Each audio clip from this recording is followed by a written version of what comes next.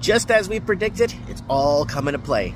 Now, 3 years ago we made a video. In that prediction video we said that if Trump is allowed to be elected, he will deport anything and everything he gets his hands on. That's illegal or seems to be illegal.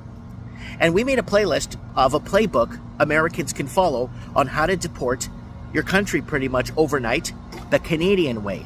Now, the reason why I'm making this video for the 50th time is because our mainstream media here in Canada is saying Canadians have never done this before. Canadians have never deported people like this before. Canadians have never deported Canadian citizens. Yes, they have. Watch our playlist on our channel about deportations. We did a whole playlist preparing Americans for how to do it the Canadian way.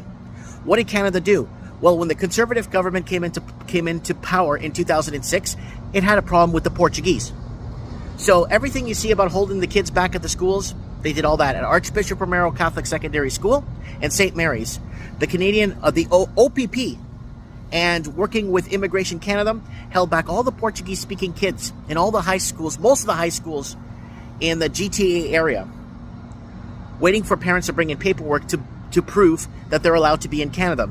A lot of these Portuguese were allowed to be in Canada because in the year 2000, they came on a path to citizenship to build Canada. Canada needs laborers, and Portuguese are good laborers and good cement finishers, ceramic layers, brick layers, and welders, and all that stuff. So they did a path to citizenship in 2000. In 2007, the Conservative government didn't like Portuguese. Vehicle road blitzes, pulling over cars. I got pulled over multiple times. Are you Portuguese? Can you be here? Where's your papers? Not making this up. Vehicle road blitzes everywhere looking for Portuguese.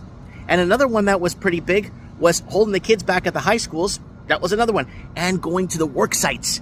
Yes, going to work sites where Portuguese were known to be working. So everything that Canada is saying that, oh, I'm a Canada, would never do that.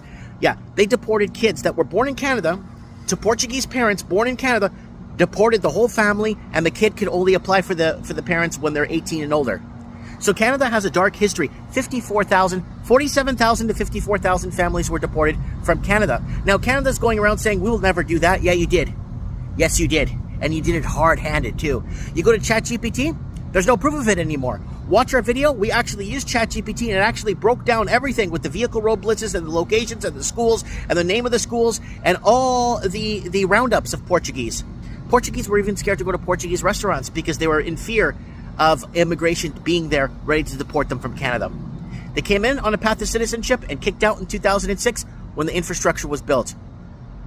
Why? Because their kids wanted to work in the buildings, in the banks, and everything they built, but they weren't allowed to. Mike Martin's here. I have spoken.